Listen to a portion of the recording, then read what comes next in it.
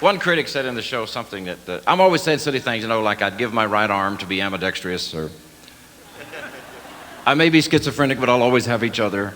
Silly Roger Miller lines. One of the critics said, well, Glen Campbell has found God, but he hadn't lost his sense of humor. And I think that's very important in life.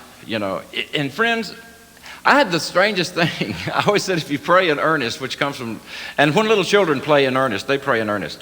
We hadn't had any rain here for a while, and I heard my two boys, Cal and Shannon, they're 4 and 6. And they were praying. They saw that hurricane go through South Carolina. And every night they would say, Lord, don't let any storms come through Phoenix, and rain and wind and hurt us, and keep the devil away from our door. You know what, friends? They wasn't a storm come through here. I'm talking for a long time. And finally I said, why don't y'all pray, boys? I said, we need some rain here. Ask God to send some gentle rain on Phoenix. And I was going up to Flagstaff, and I said, ask for some snow in Flagstaff also. They started praying that way.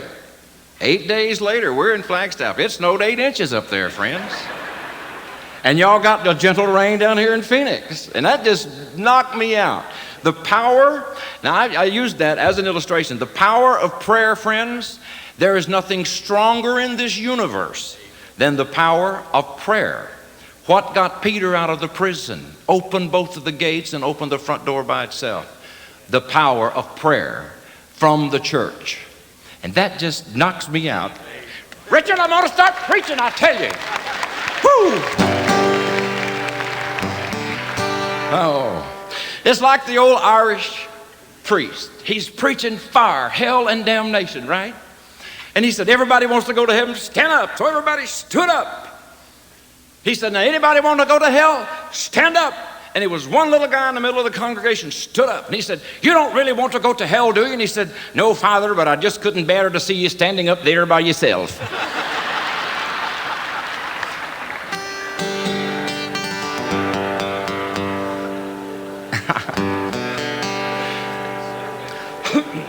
Phil Driscoll wrote me a song, and I hope I get around to recording it the first of this next year. If I can find Phil and get him out of one of his busy schedules.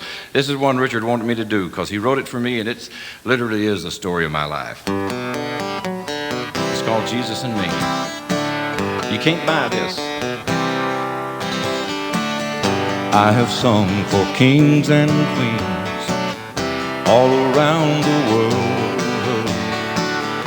I have romanced millions with my guitar and a love song. Taj Mahal, Paris, from Galveston to Hollywood. I thought I had done it all, then I met you. Now I'm singing a new song, making music for Jesus my King. He is my hero, he's become my everything. Friends, there's no other song, no higher melody under heaven, the greatest love story, Jesus and me.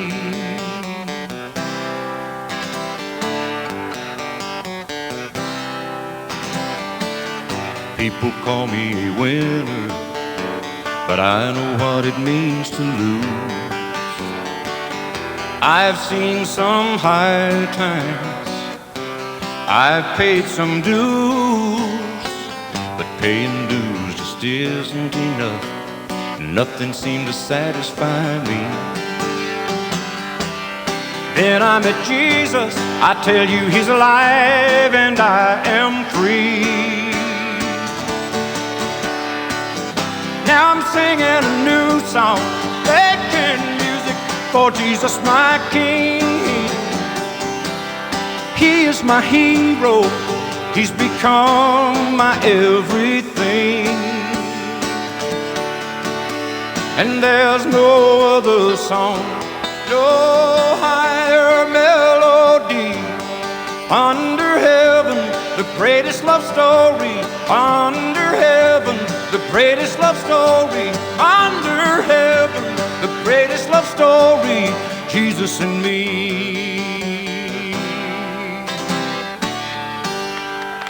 Oh, thank y'all. This is one New Year's Eve that I won't forget. God love you and a Happy New Year.